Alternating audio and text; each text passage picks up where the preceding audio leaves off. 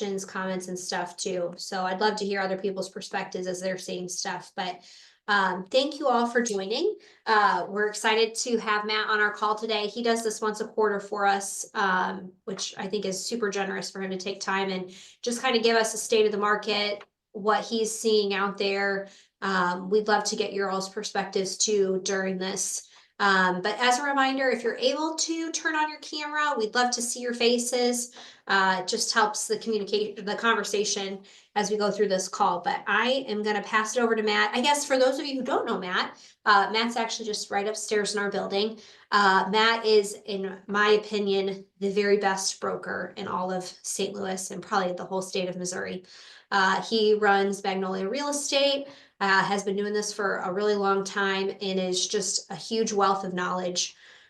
So Matt, thanks for joining us today and sharing your thoughts on what I think is a weird market. Thanks, Suzanne. And thanks for everybody for joining us today. I always love doing this call and seeing everybody jumping on here. So yeah, it's an interesting market. You know, it's kind of, we're stuck in this combination of like 6 years ago and what we've been dealing with for the last couple of years. And so people are struggling with it. And I think part of it is, you know, Dustin, you said you got, 13, 14 showings, one offer and came in 15 over. Buyer's agents have been so trained over the last 2 or 3 years that they have to come in that strong to win. They're terrified not to. And so if you're a seller right now in this market, it's a good spot to be, because you can say, well, we've had a lot of interest, and that's all you got to say. You don't have to have any other offers. You don't have to have anything else. Dustin probably told that agent, I got a lot of interest, and they came in strong, right, Dustin? 100%. I mean, they always ask if you got any offers. I was like, nope, a lot of showings. And then it comes in that. I'm like, awesome. Yep. Okay, thank you. Appreciate it. It's because they're scared, and it's because and that buyer has probably written on something else and probably got beat. And so, that's that fear of not getting the house is driving the market. And it's so interesting because, we preach and we preach and we preach, you got to stage, you got to do this, you got to do that to sell the houses. And here he's got one that's not staged. It's in the right price point that people are looking for, and that demand is just there. And so it brings those good offers. We had a row home. You guys know those McBride row homes, fourplexes. I had listed one in O'Fallon for a client whose dad had dementia, and they said, look, we've got enough to deal with Dad. We don't want to do anything to the townhouse itself. And it was pretty rough. It was real rough. So we went in at 2099. So 2-bedroom, 2.5 bath townhome with a little finished lower level. Real rough inside. All the flooring needs to go, all the paint, all that stuff. And it was the same situation as Dustin's. We didn't stage it. They said, we don't want to worry about that. Just get rid of it as is.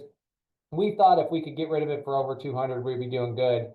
And 62 showings later and 9 offers, we ended up $20,000 over asking price on something that needs to be gutted. I mean, we're talking like green countertops in this thing.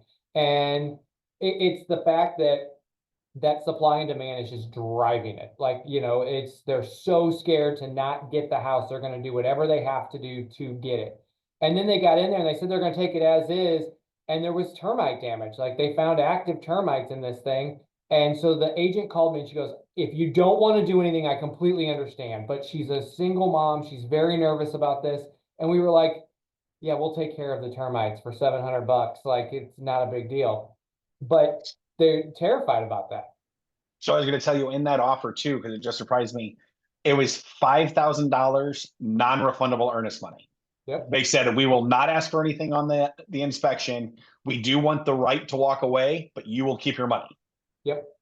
Yeah. And that's and that's the one thing that we're seeing a ton of. And I know a lot of my sellers, a lot of my investors, when they talk about buyers, they're like, well, buyers are liars. They say they're going to take it for as is, and then they won't do it. Do what Dustin just said. See if you can get them to throw some of that earnest money in there. If you're worried about them walking away, tell them we're going to make that earnest money non-refundable. And maybe it's not 5,000, maybe it's, we want you to put 5 up, but we're going to keep 2,500 if you walk. You know, you said you're going to take it as is, put your money where your mouth is. So definitely something to keep in mind.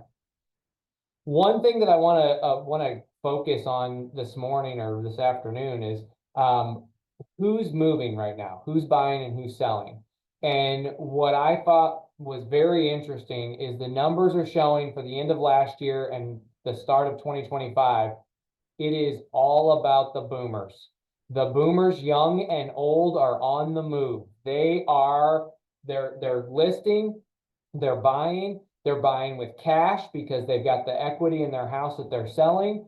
And so we had 42% of our buyers in our market for the first part of 2025 were boomers, and 53% of our buyers or of our sellers were boomers. Now the sellers piece, that makes sense to me. These guys have been sitting on houses for a while. They've got equity. They're ready to go. But the fact that there's so many of them are selling and buying and making up that big of chunk of the buyer pool is crazy to me. So when we talk about that, you know, when I talk about boomers selling houses, investors get excited because they're like, oh, all right, yeah, we got this house they've been living in for 35, 40 years. They haven't touched it, like it's time to go. But what I found was interesting was the stats are showing that these guys have leveraged their equity in their home over the past 10 years, 5 years, and they've made some updates. They've made some enhancements and some improvements to those houses, which is different. My parents they're considered old boomers. They're right on the line of old boomers and the silent generation. So dad's 1947, mom's 1949. So they fall in the old boomers category. But with their house that they had, they bought a 5-bedroom, 4-bathroom, split level on 5 acres in North O'Fallon in 1981. Any guesses what they paid for it? Nobody wants to take a guess? 75. 100 grand. You're damn close, Dustin. $69,000 is what they paid for 5 acres and a 5-bedroom house in O'Fallon in 81.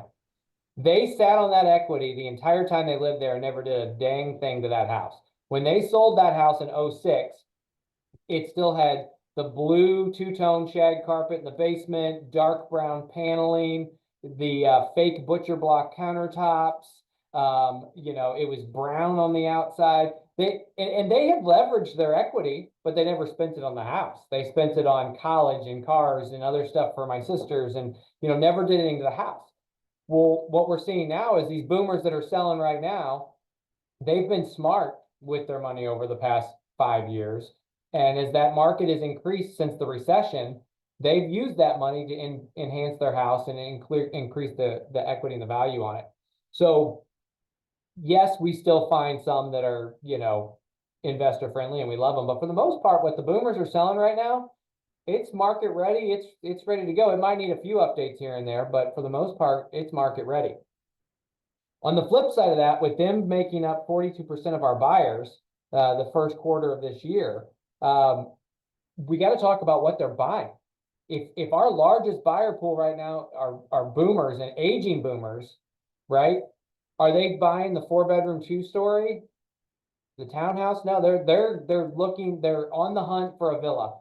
Anybody in here flip a villa or sell a villa recently?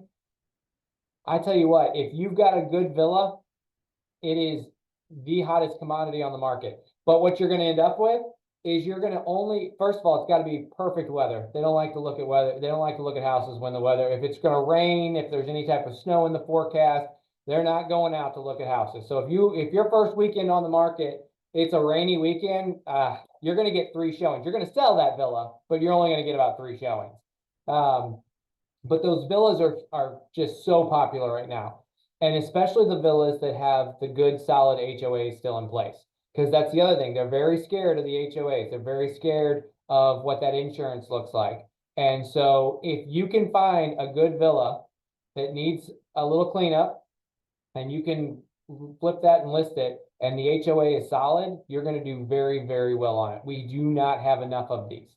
So the villas right now are huge. And that's part of that is it's because this huge portion of our buyer pool are these aging boomers, and they want a ranch, they want no maintenance, they want to keep it easy and clean. And so do their kids. Think about this. I've got aging parents. I want them in a house that I don't have to go up there every week and cut the grass and maintain it or do any of that stuff. So not only are they cashing out all their equity on their house, when they're going to buy these villas, they're paying cash for it, and their kids are cheering them on and praying that they buy a villa so they don't have to go up and take care of that house. So again, we're seeing that in the market, and it's a huge piece of what we're seeing. And that boomer generation right now is just so incredibly important to watch. And it's also good to keep an eye on that as well when it comes to what they have to get rid of, because there are some of these houses where these boomers have made some updates, but not quite enough to push it over the edge. So there's a lot of great clean and list opportunities where you can go in there, change out their countertops, maybe throw a new backsplash in and paint the walls, and you can make some money on that. So keep an eye out on that as well.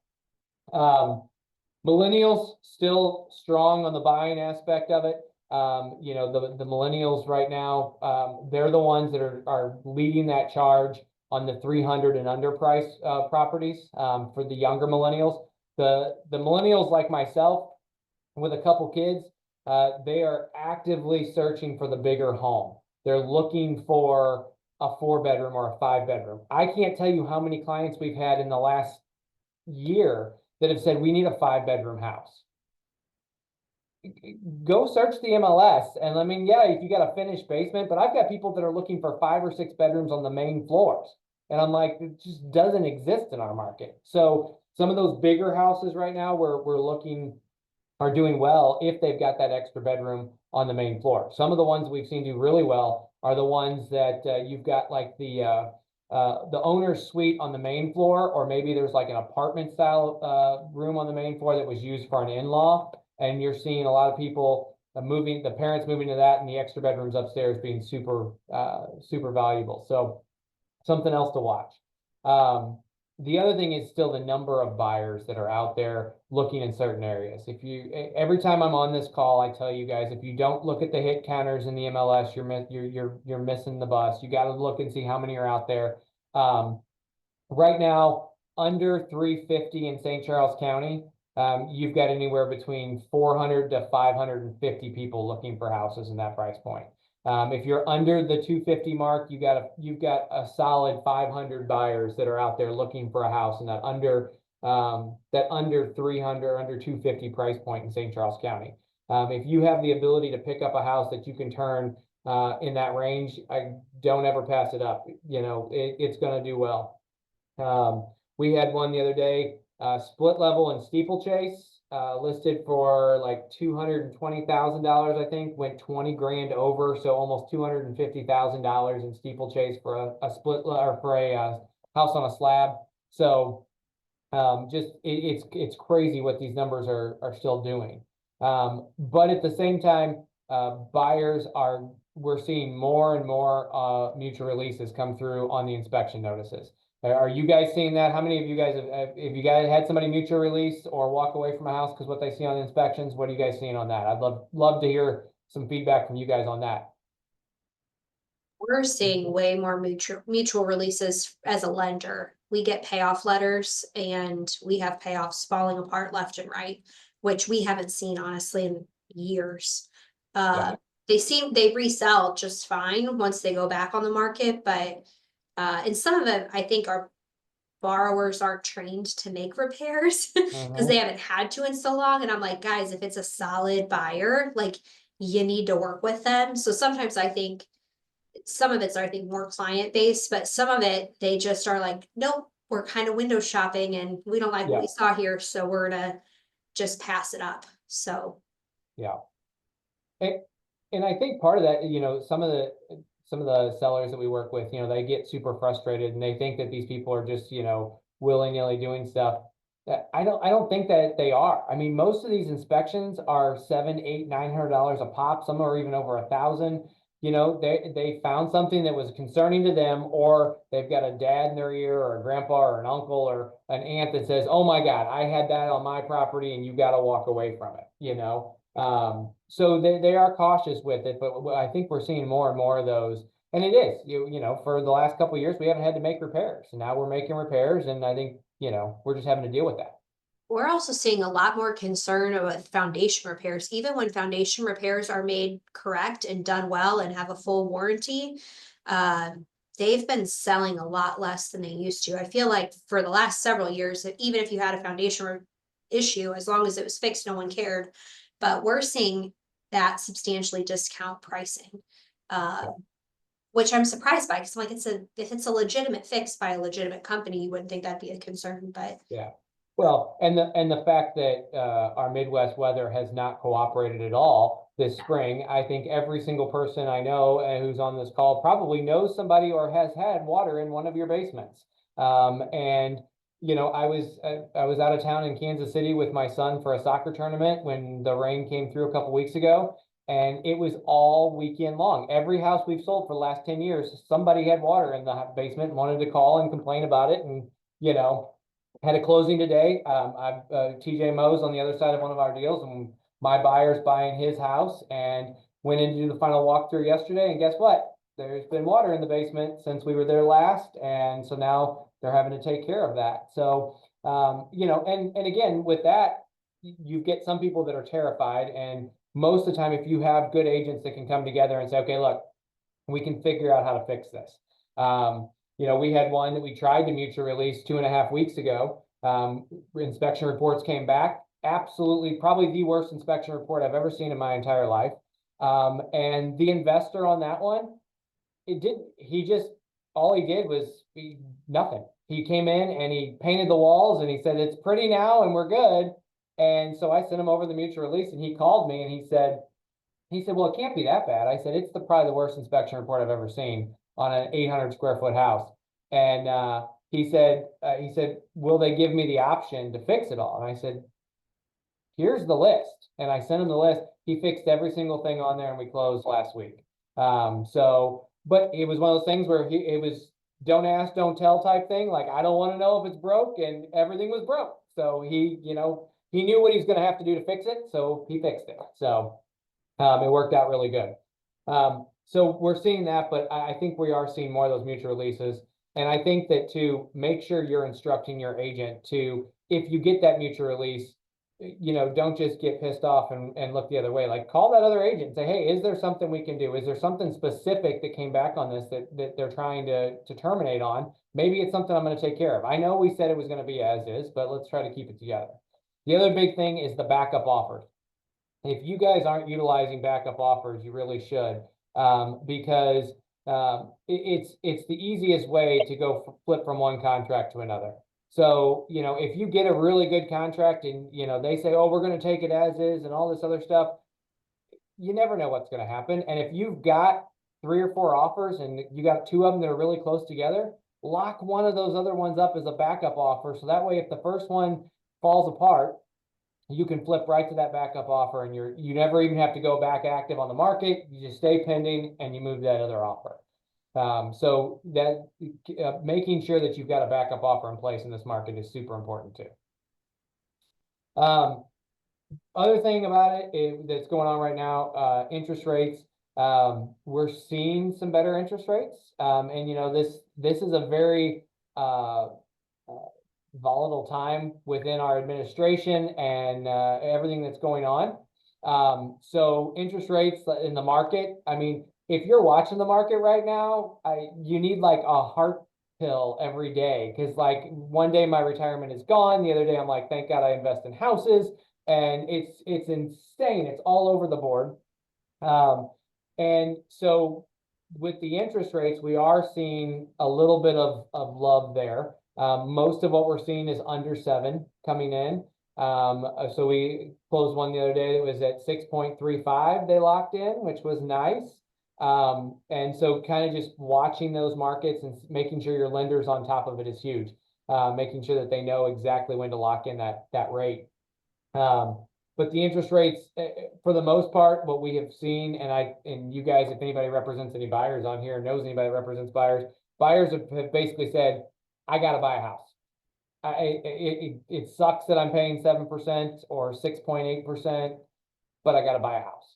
And so they don't have an option to sit back and wait. So they're going to move forward with that purchase and where that interest rate is, and we're seeing that. But I also think that's also leading the charge on the mutual releases. They know their money's more expensive, and so they're not going to settle for having to make a lot of those repairs, and they're gonna try to negotiate that more.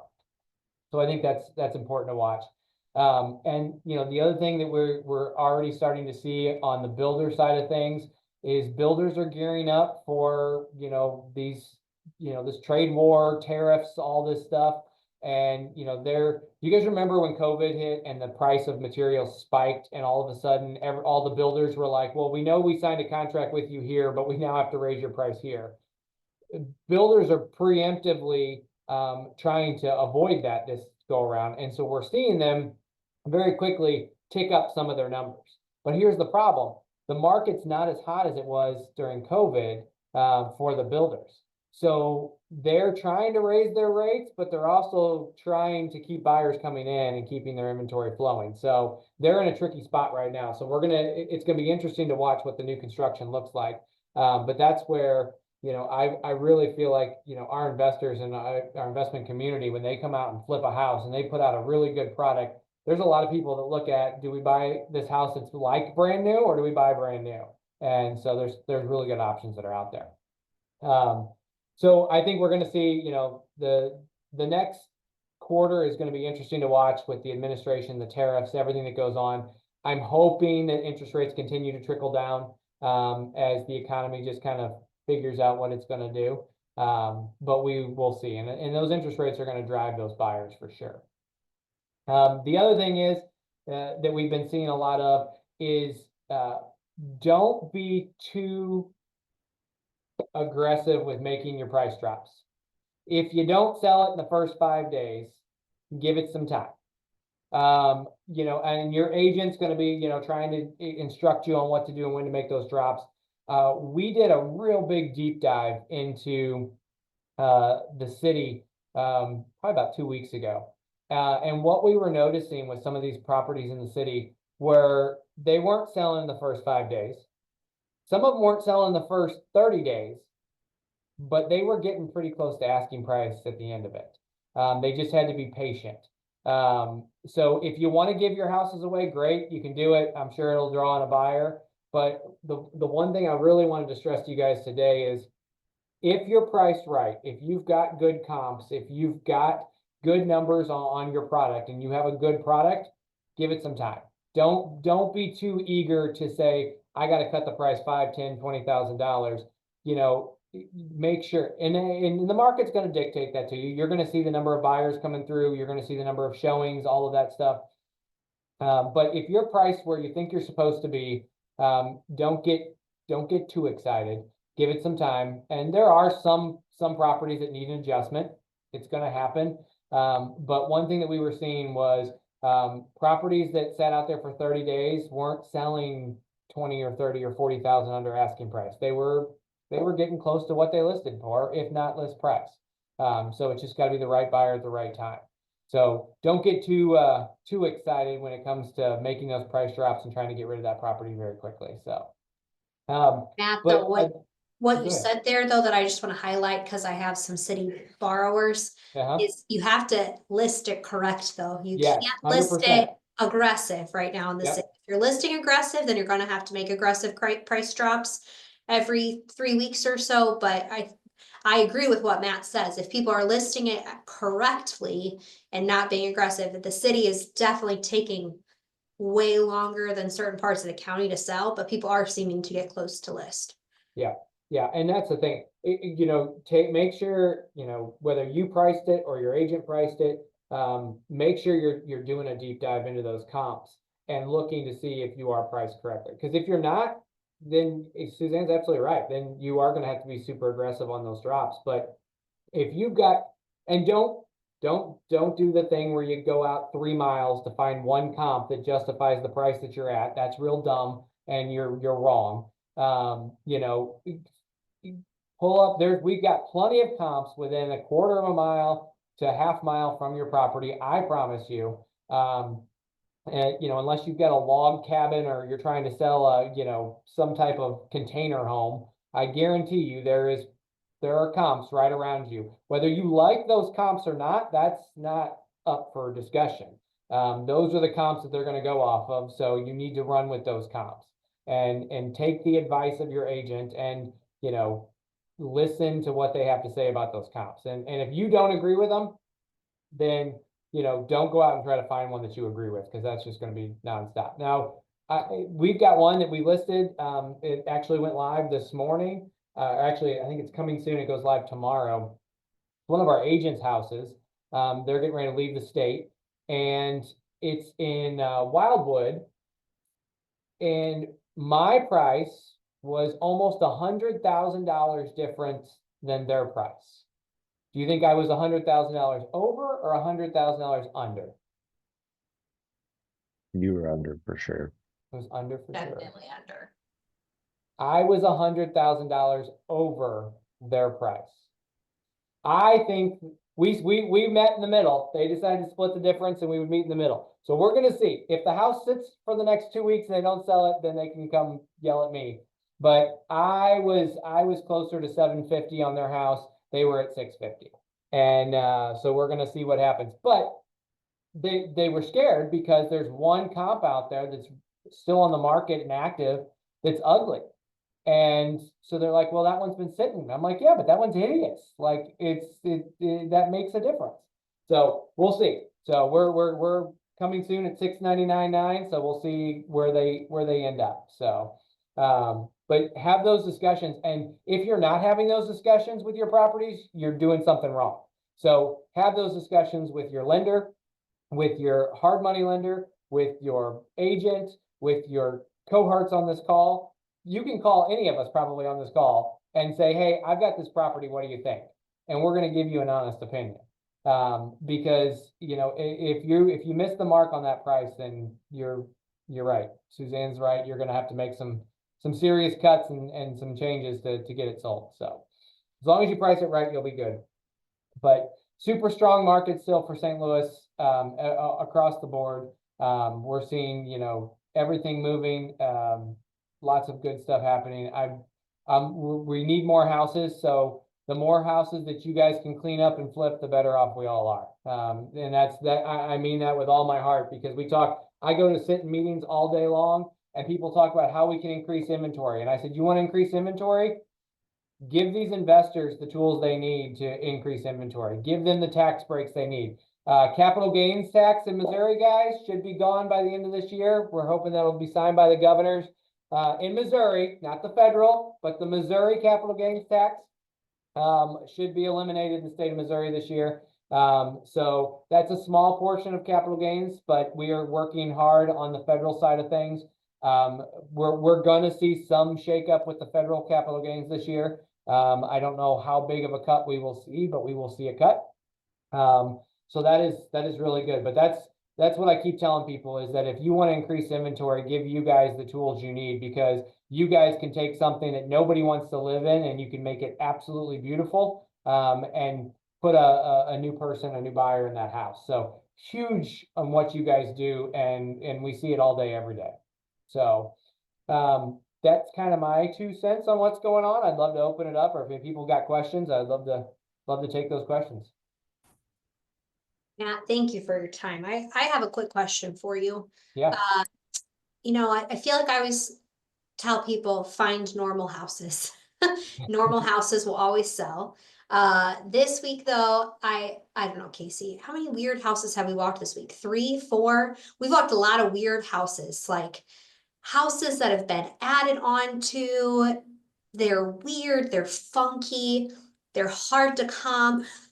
Yeah. What do you, and thankfully most of them are turning into rentals, which I have way less concern about for rentals. Like rentals will still rent if they're in good districts, and I think they'll appraise fine. But what are you seeing in terms of sales for weird houses, weird layouts?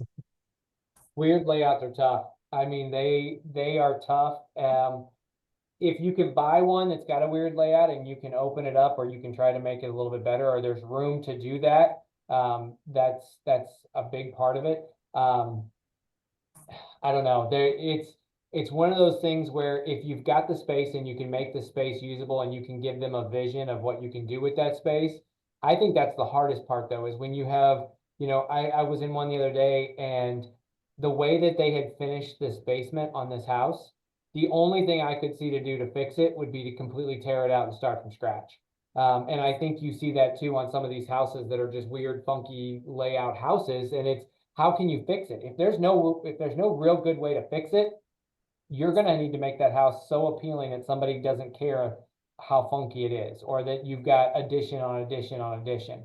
And additions aren't bad as long as they flow well, as long as they're done well. I was on one the other day, or in one the other day down in the city, there was an addition on it, and I literally thought the whole back of the addition was going to fall off the house. Like I was like, how they put it all together was absolutely terrible.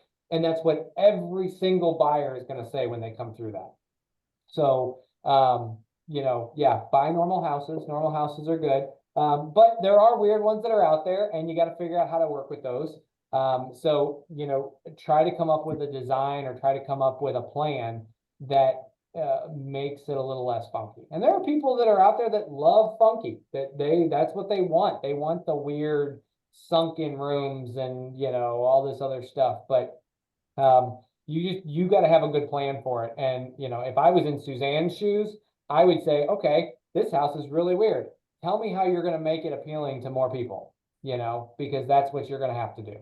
You're going to have to sell that. Seeing, Matt, in terms of investors being able to buy off the MLS, like finding deals off the MLS. Yeah, go out and scour the MLS. Anything that's out there that, I mean, there are things that are hitting the market that where it's currently priced is where it should sell. And for an investor, there was one, I had one down the city not too long ago. It hit the market day one on the market. The agent priced it appropriately for the repairs and the updates that it needed. And so I got a hold of one of my investors, took him down there. We walked it. I'm like, let's do this. And he's like, let's go 10 grand under asking. I was like, oh, you're killing me. I was like, I'm going to murder you right now. And he's like, well, you don't pay asking price in the MLS. He's like, how am I going to make money? I'm like, here's the numbers. Like, it works. Buy it for asking price. And he didn't get it. He got beat. They sold it for 5 grand over asking price. The house just hit the market. Again, with what I thought it would hit the market for. And that investor is probably going to make $35,000, $40,000 off that flip. And they paid over asking price on the MLS. So you just have to watch, and you got to know what you're looking for. And anything that's been out there for over 30 days, over 60 days, start making offers, write offers. We've got a kid in the office that writes offers all day, every day for investors that's been on houses, and he gets told no like 30 times a day. And then he gets told yes once a day.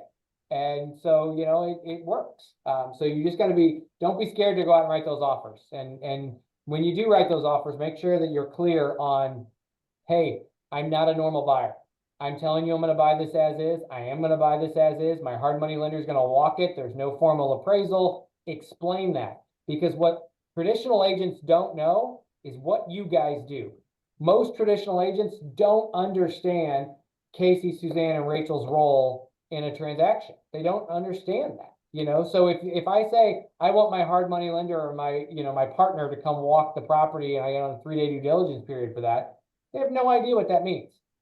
So make sure your agent's taking the time to explain that to them, and explain that situation to that agent and what's actually going to go on. I've got one in Bellefonte Neighbors right now that I've had 2 buyer investors. They've come to it.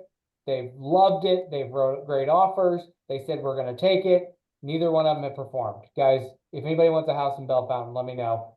It's on Muriel. It's listed at 1099, needs a rehab. Just make me an offer. Rick, it's yours. So Matt, you said something I just want to touch on. I talk to borrowers all the time, and I tell them, be in communication with the sellers. Have your agent reach out to the seller's agent and say, look, these guys are using hard money, and here's what we're looking at. You know, they've already run the numbers. They've already been through the house. The hard money lender just needs to come through to verify that those numbers are good. So if you're in communication with the seller and you set proper expectations, a lot of times, like you said, sellers don't know what a hard money loan is. Yeah. They don't know what that is. They just think it's a financing contingency, which technically it is. But at the same time, if you can be open with them, honest with them, and just saying, hey, this is what they need to do to come check the property afterwards, you can definitely go a much longer way. The other thing that I'll say, I get a complaint a lot, Casey, I'm losing out to cash offers. And my explanation of that is tough cookies, right? As a real estate agent, if I'm listing a property, cash offers are king 9 times out of 10 versus a financed offer. It doesn't matter if it's hard money or regular financing. So if you get beat by cash, like, unfortunately, that's just the way it goes. Hard money is not cash, but I think if you can be proactive in your communication with the seller side and help them understand what it is you're using when you're using a hard money loan, set you up for success and getting those properties under contract.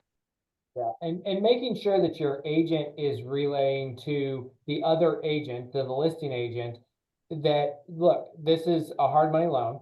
Let me explain to you what that is. Also, let me explain to you that this hard money lender is local. They are right here in our area and in our market.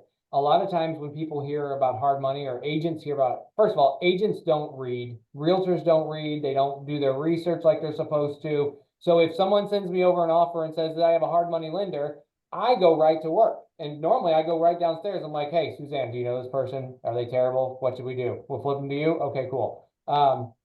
So that's the first thing I do, is do my research on it. 9 times out of 10, the agents on the other side aren't going to do that.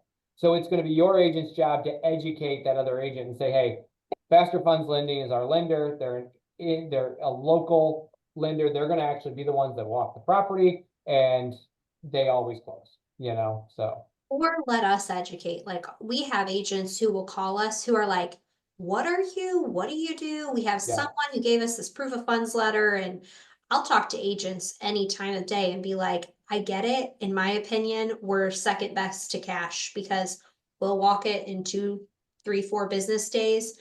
Your client has an answer. There's no dancing around, no waiting for an appraisal and inspection, and 2 weeks goes by and then the client doesn't perform. So I feel like that's always another option. We did have someone, so we've had 2 MLS deals that have come through in the last, I don't know, week or two. One of them, this is funny, it goes back to Matt, what you were saying earlier. Just have to tell people you've got lots of interest. The selling agent, in my opinion, listed this house correctly. And the agent told our client, we've got lots of interest. So my client offered 25 grand over ask. And I was like, why did you do that? I'm like, did they have any other offers? They're like, we don't know, but there was a lot of interest. So be a little careful there. Make sure you run your numbers. But then on the other hand, we had a borrower who, this was a weird house, but good area, Lindbergh Schools, Sunset Hills. House was originally listed in October for 500,000. Have done massive price drops. Now listed at 350. Our borrower was like, for fun, we'll just submit an offer. Offered 260 and got it for 285. Love it. So, I mean, you just never know. He was like, I figured they'd for sure laugh at me. And he's like, instead they countered, and we met there, and now he'll close here. They just wanted to close at the end of the school year. So he can't close on it till end of May, but you never know. Yeah. Well, and that's there's not a lot of them out there, but anything, you can run a search in the MLS for bank owned and short sales. And, the bank owned ones, we're not dealing with most of the bank owned ones that are out there. We're not dealing with the massive hedge funds like we were back in 2012. Most of the banks right now that have a foreclosure out there in our MLS are local banks. So one hit the market, I offered on it. I mean, I offered 150,000 under their asking price. And, I was expecting a big fat no, or maybe a middle finger. And they responded back and they're like, okay, what about this number? And I was like, yeah, still too high. Well, then they found out the septic system on this house was shot. And so I told them, I said, hey, if we'll take it, go back to our 150 number under where your asking price with the septic, we'll still take it with that. And the bank has chosen, they're idiots, that they want to fix the septic system first, then sell it to us. And I'm like, we're not going to give you much more than what we're already giving you. But so pay attention to that too, because a lot of times those foreclosures that are in our system right now are local banks. So much easier to work with than dealing with somebody in California. Yeah, I got a question on Facebook from Marcus. He wants to know your thoughts on underpricing, so in order to create more competition and drive up price on listings. So drastic underpricing is the bane of my existence. I think it is the dumbest thing in the world, and I can probably name on one hand several agents in our market that do this. That's their market tactic. They way underprice and they create this frenzy. There was one that did it 2 weeks ago. Way underpriced this house. I mean, this was a $300,000 to $350,000 house all day long. They priced it at $250,000. You couldn't even get on the street. There were so many people there, and there was no showings until the open house too. It was a zoo at this open house. I mean, there were so many people everywhere. The house ended up selling for $325,000, $75,000 over asking price, and it's because the agent did it on purpose. That agent didn't get any more than they would have got if they'd have listed it at 300 and not had to deal with that craziness. But being competitive on pricing, I think is good. I don't think there's anything wrong with being competitive. Don't be dumb and price it 50 or 60,000 under where it should be. But being competitive is good. If you've got a 325 house and you're like, you know what, I'm going to put this one at 3099 and let the market do what it does, I don't think there's anything wrong with that. And especially if you're trying to get an easy contract, because if you build that competition, you are going to see people waiving appraisals and waiving inspections and coming in a little bit stronger on their offers. However, if you're too low, if you're way underneath it, you're gonna look stupid. But being competitive is a very good spot to be sometimes, and especially if you're going back to that weird house, if you do buy one that's got a weird floor plan or something along those lines, be competitive with your pricing on it and have that worked into your budget on that. Is that, hey, I think we can sell this for 325, but we're going to go ahead and price it at 299.9. Let the market do what it does because of the fact that it is that strange floor plan. So I hope that makes sense. Yeah, thanks, man. Yep. Someone got a question there? Is it Andres, what question do you have for Matt? Oh, not really a question, just thanking you guys for talking about this. And I just wanted to chime in. We've mostly done MLS deals and with hard money, and we found success here in St. Charles City. With that, we've paid over asking on a few of them and still came ahead. I think we're averaging about $40,000 per flip, and like waiving inspections and that stuff helps. And then just being transparent with the seller on how we're financing it, and never had an issue with you guys walking the properties or anything like that. So there's a lot of deals out there still in the MLS. And I actually think a lot of investors don't look into the MLS enough. It's like they just assume that there's no deals in the MLS because they're fighting with like regular families that are just trying to buy and live in the house. And it is difficult sometimes on some properties because like they have time on their side, right? Like somebody's willing to pay over asking price because they're going to live in the house for 10, 20 years. So they have that time to catch up. Whereas a flipper, you have to be really conservative. But I think numbers are the most important thing, like understanding the numbers. And even if you overpay for the property, but the numbers still add up and everything works, then there's no problem with that. Yeah, I think you hit it on the head right there, is you've got to know your numbers. The people that do well with this and the people that do well at the MLS, they know their numbers. They can look at that property and they can say, look, I know I'm going to pay 300 for this, but I know that if I do it right, I could turn around and resell it for this. And they know what those numbers are. So that's the key to that. But yeah, that's awesome. Congratulations on your success with that. And I would add too, what Andres does really good is he doesn't do your cookie cutter flip design. Like all of their products are really unique and speak to like St. Charles City. Like he keeps a lot of the historic character in it, and I think that makes a big difference too. I think design is really important as like in a weird market. I feel like design is critical, and just thinking about those little details, keeping character if it makes sense, not doing the same thing as everyone else. Yeah, I could not agree with you more. Everybody's sick and tired of white and gray. If you give me a white and gray house, I can sell it. I promise you I can sell it. But if you give me something with a wallpaper accent wall and some really cool trim and maybe a nice backsplash or something, or a dog wash in the laundry room, Casey Samuels, you know, that's what people are, that's what they want. And know your areas too. Oh my gosh, if you buy a house in a certain area, know what that area should look like, you know. Don't take away all the charm and make it white and gray, please. Hey guys, really quick, that really meant a lot for me. Thank you for your words. It really encourages me because there's times I'm about to have a meltdown during these projects, but we're very hands-on, and I'm there like every day. Even though I have a full-time job, I'm there every afternoon making sure things are getting done. And yeah, so that really meant a lot that people are taking note of that of our product.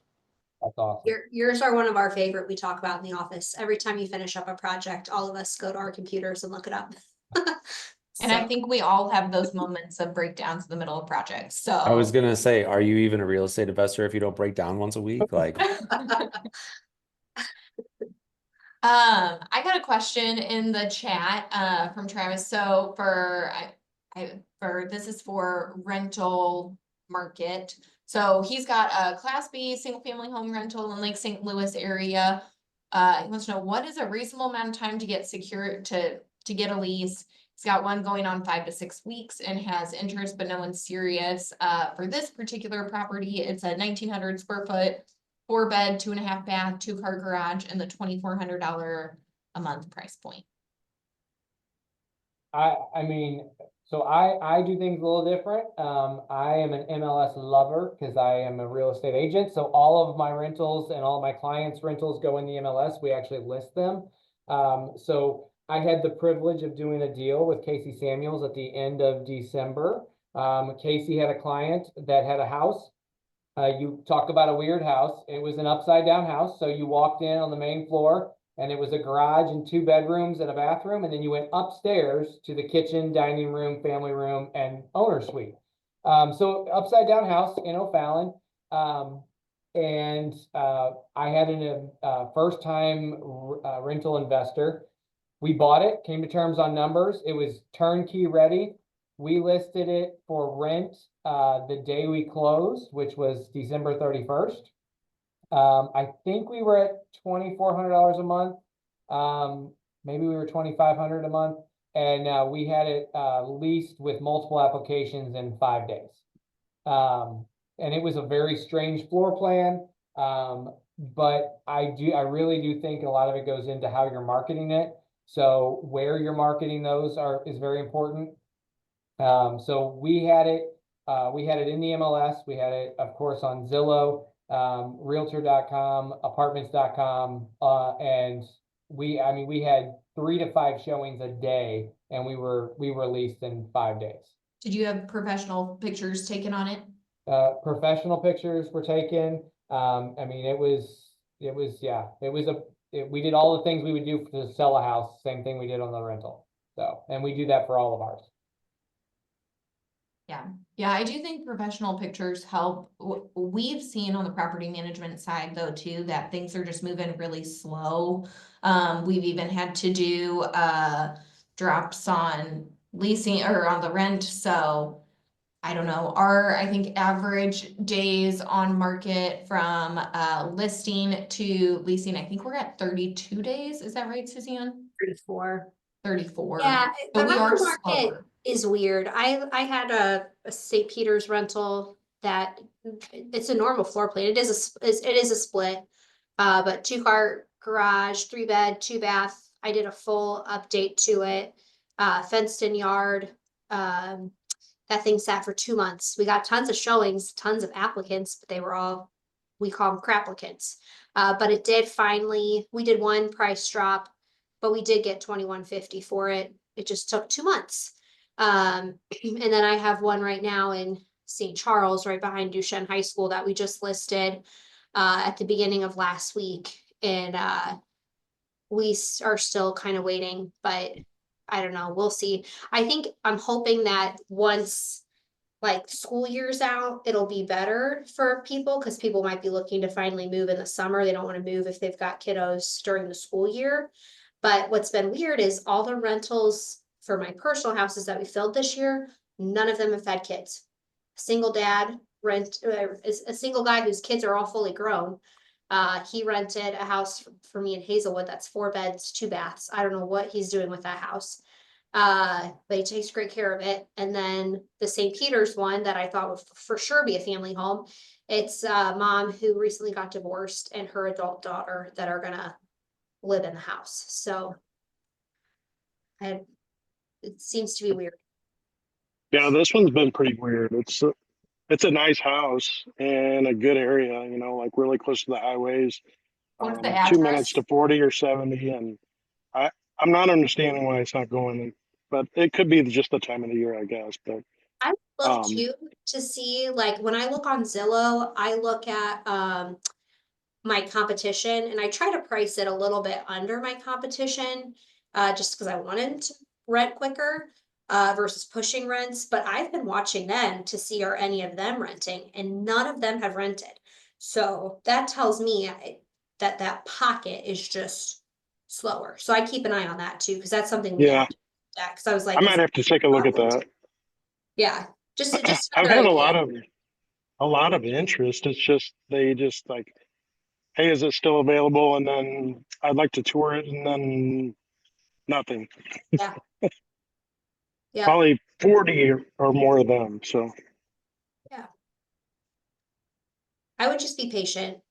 Definitely better to wait for the right tenant than to oh just yeah. build. But I would look at Yeah, your I'm not that competition. worried about it because it is going to be, you know, summertime coming up. So I guess I didn't think it would take as long as it did, but I've never really rented one out in April before. So I was shocked at how long my Christine house took to rent.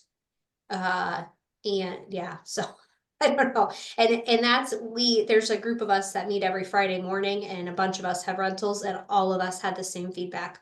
All of us our houses are eventually renting, but they used to rent honestly within a week or two, and now they seem to be taking 1 to 2 months. So I don't know why. I don't know if it's just time of year or more competition with apartments or what is causing that.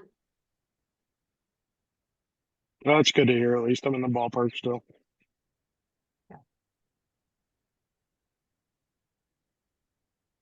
All right, any other questions before we wrap up? All right, Rach, I'm gonna pass it over to you. All right. Thank you, Matt, for joining us. As always, this is one of my favorite calls every quarter that we get to do. So thank you for always taking time and joining us. Good to get a feel on what the state of the market is doing right now. So, but this week it's fun week. We got our meetup tomorrow night. So anyone, love to see you guys out here tomorrow. Doors open at 6 o'clock. We got Rebecca Bauer talking, Rebecca is someone, she's not like the person who's going out and doing a whole bunch of deals every year. She has built her business around her family and her lifestyle. And I really love hearing all of her stories. She's got some crazy ones she'll be sharing with us and have a lot of good knowledge. So anyway, it'll be a fun night, but look forward to seeing you guys then. And then next week we have an open call on for Buyers Club Live.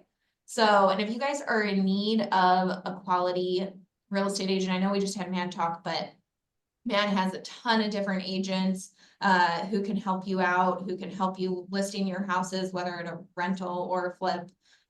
They are the best of the best, truly.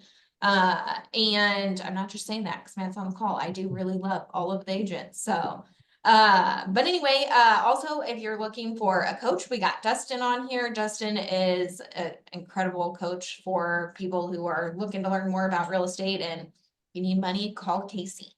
Casey's the guy. So anyway, I hope you all have a great rest of your week. A happy Easter.